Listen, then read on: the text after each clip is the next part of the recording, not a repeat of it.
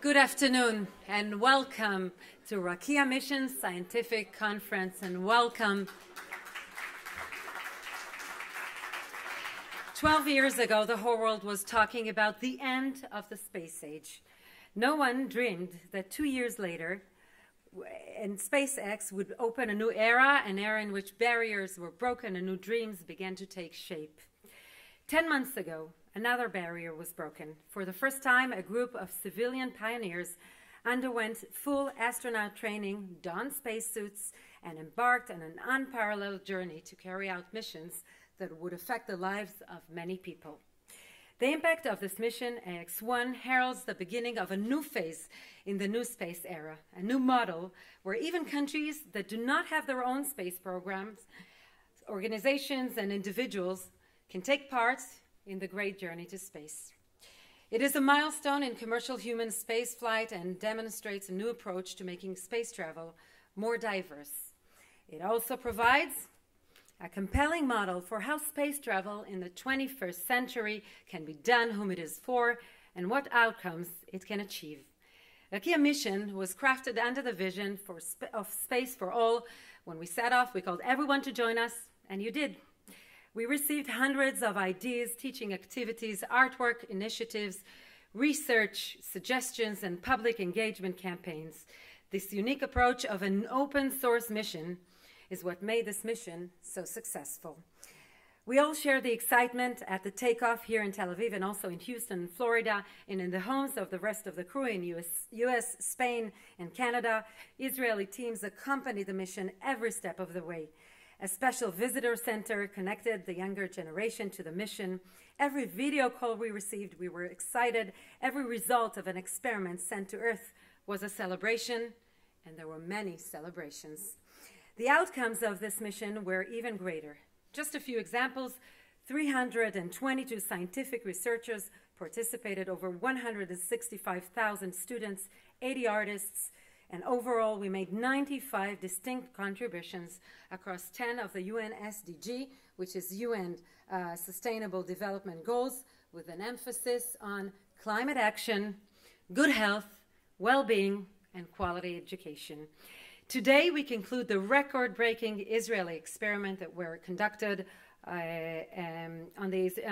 experiments that were conducted on board International Space Station during this historic mission.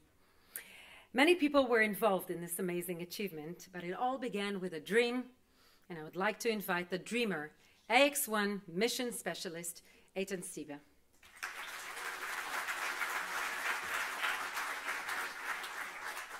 Thanks, Sharon, and thank you all for being here, because it's you who made Rakia possible. And without you, this dream of bringing along everyone, children, adults, matching education and science, and bringing all that to the Israeli public was not possible. So really thank you. And special thanks to my crew, Mike, Larry, Mark, and their families who we supported each other, gave a shoulder when necessary, and really made this amazing mission possible, and we realized it all.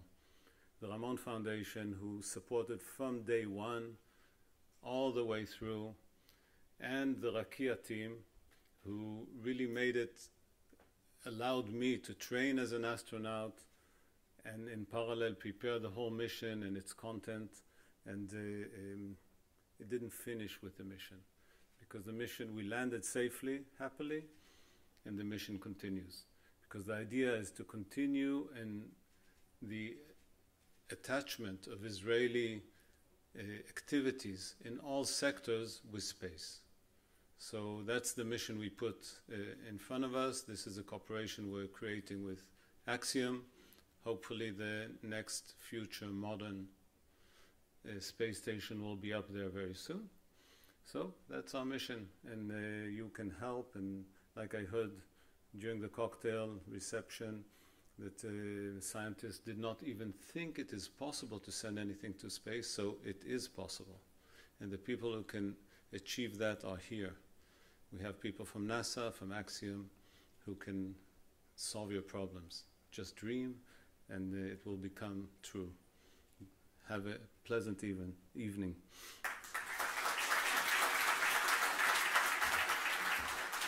Thank you, Eytan.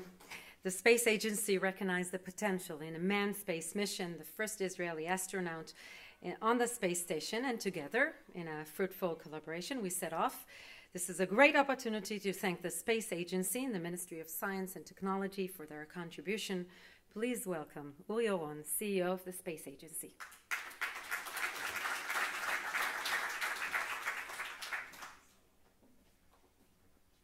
Thank you, Sharon, and thanks for the guy who decided to put a big screen. Just imagine you need to decide whether to look at me or to look at the sunset towards the sea. I know what I would decided, so big screen, it's a good, very good answer. Anyway, I want to start with a few thanks. Thank you to the people of Rakia for the invitation and the opportunity to be here and have a couple of minutes to speak with you, and especially to Meirav and Melody. Where's Melody? Somewhere here.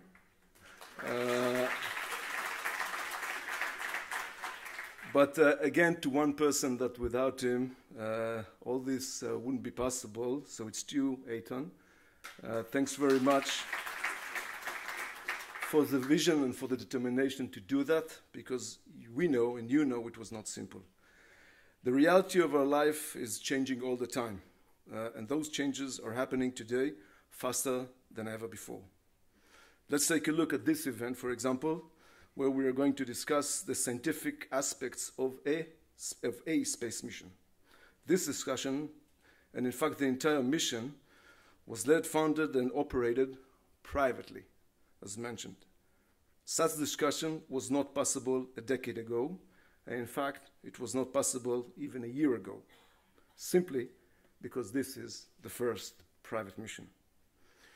And again, not just countries, not just big research institutions, not just government organizations. Space is open and more accessible to everyone. Entrepreneurs, scientists, educators, artists. It means new opportunities. And this is very, very, very welcome and world-deserved change, and I'm saying that as a government entity. We need those private entities to go inside the space world in order to change it.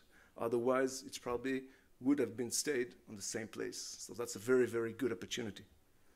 Now, the state of Israel sees the change and understand it. And you will discuss later on the Israeli opportunity in space here in a few moments. Rakia Mission, in which the Space Agency took part, demonstrated in a wonderful way the value of making space accessible to the mass of activities.